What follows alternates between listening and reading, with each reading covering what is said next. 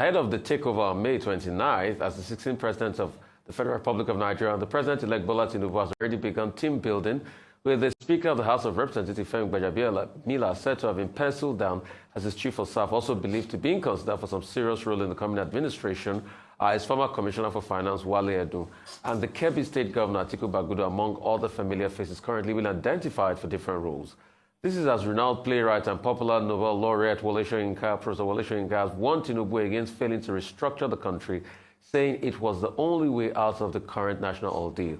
However, in readiness for this administration's takeoff next month, it is gathered that Gbajabiamila has begun to discharge his duties as the chief of staff to Tinubu, having unofficially resumed with him in France with a view to working out processes and plans, including calendarizing his activities now. So joining us is Nicholas Felix, former presidential aspirant of the APC and Deputy National Youth Coordinator of APC Presidential Campaign Council. I want you to weigh in on, this picks. Gbajabiamila as chief of staff, we're hearing names being bandied around like Wale Edun.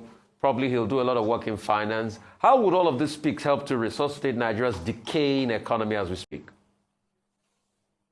Good morning to you and good morning to Nigerians. Thank you for having me this morning. First of all, let me, it has not been official yet, but I think Femi Gbajabiamila is a great guy for this position, considering his wealth of experience. And as chief of staff, you understand, to the president, there are two things that are important. You pick somebody that you trust, and you also pick somebody that is capable. You may have people that are capable, but as president, if you don't trust them, you can't pick them. So I believe, considering his relationship to Asiwaju, the president-elect, is a great pick. He's been in the House for over 20 years. He was a minority whip, minority leader, majority leader, and current speaker of the House. So all this put together, I think Femi is a great guy for the position. Well, let me ask you, what kind of cabinet? You've talked about, the position of the chief of staff. What kind of cabinet, in terms of outlook, in terms of composition, will you be recommending to the president-elect?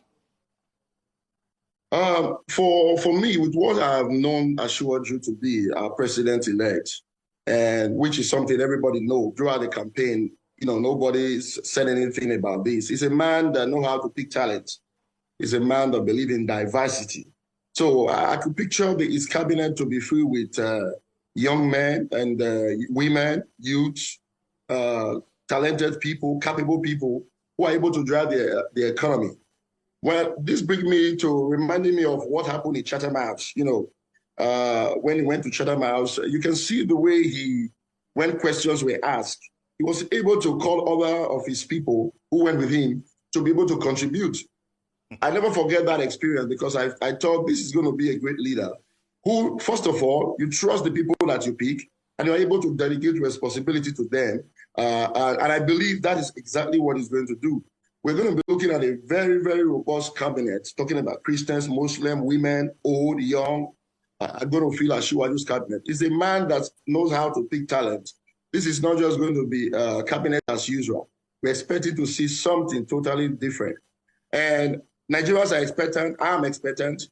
I believe as soon as Asiwaju is appointed or sworn in as president, things will begin to change.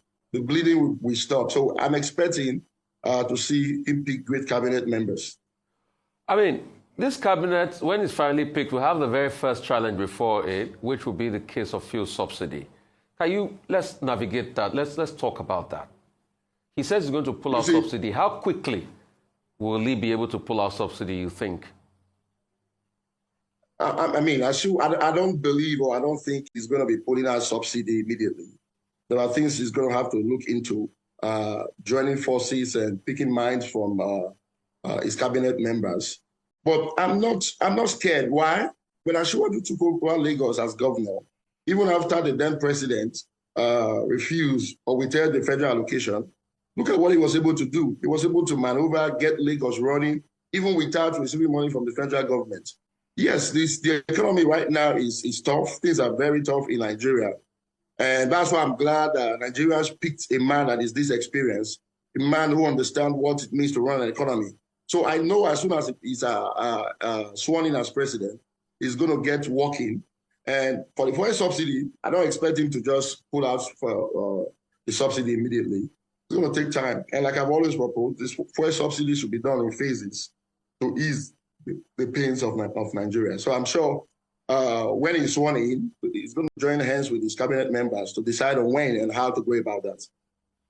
Well, let's talk about opening it up now beyond cabinet formation, about the performance of young people in the last general elections. We've had cause to celebrate a few young persons who seem to have justified the not too young to run bill and act that followed it.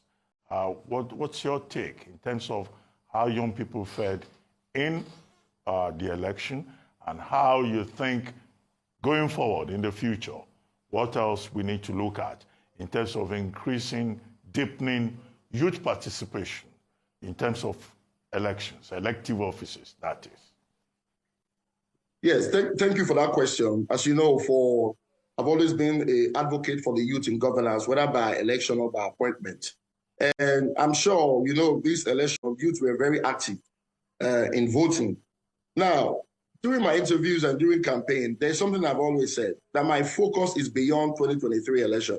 My focus is looking at the next election, where we have so much youth to be voted for, not just to vote, various youths at various levels, even from the president to the governor, House of Reps, Senate, and all of that. So I'm looking forward to having youth in governance. Now, if you listen to the speech by President-elect the day he was given a certificate of return, you can see his speech was so much on the youth. He talked about he's looking forward to a youth becoming a president. He's looking forward to youth in governance. I was right there. I was quite very excited that even after he has won, this was not just a political statement talking about empowering the youth, empowering the youth. This is something that Asiwaju, President-elect, really wants to do by getting youth involved. And that is a clear call for all youth out there. It's not enough to just stay on social media and tweet. It's not enough to just insult on social media. Election is over. The next phase of election is coming. Before you know, it's right by the corner. It's time now for us to get into elective office. It's time for us to be strategizing, thinking about what to do and how to get into governance. We have 8 states that are coming up for governorship elections, some this year, some next year. It's time for you to rise up, start strategizing and putting things together for us to have a large number of youthful candidates in the next general election. That has been my drive and what I desire and hope to see. This election was great. Youth were energetic to going out to vote, but now youth need to be on the ballot paper to be voted for.